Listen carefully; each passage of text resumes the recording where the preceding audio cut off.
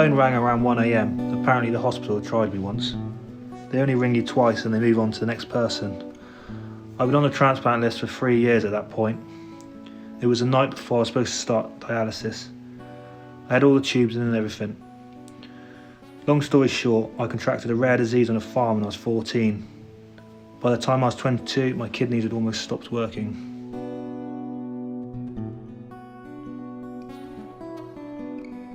It was a cocktail of emotions, really. It was January, it was dark and cold. Harvey was shaking as we got in the car. You get the call and you have to move quickly. We were staying at my mum's, we weren't living together yet. We'd been working on the van and wanted to go travelling, but Harvey was too poorly, so the prospect of the transplant came with a mixture of dread and excitement.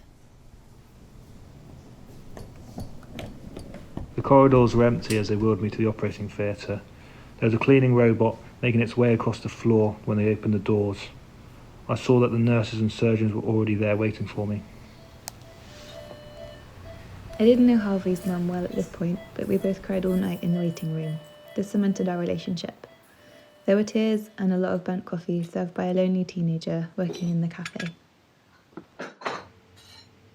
I don't like science fiction really, and I'm not religious or anything like that.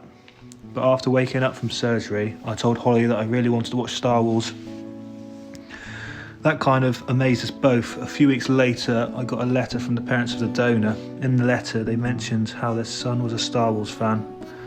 I'm quite rational, I'm not religious or anything, but that still gives me goosebumps. I would drive up to Bristol after work every day to see him. Armed with snacks, I'd sit with him, and we'd talk until the nurses came to kick me out. People usually take months to recover, but just 5 days later, he was ready on his feet and doing things.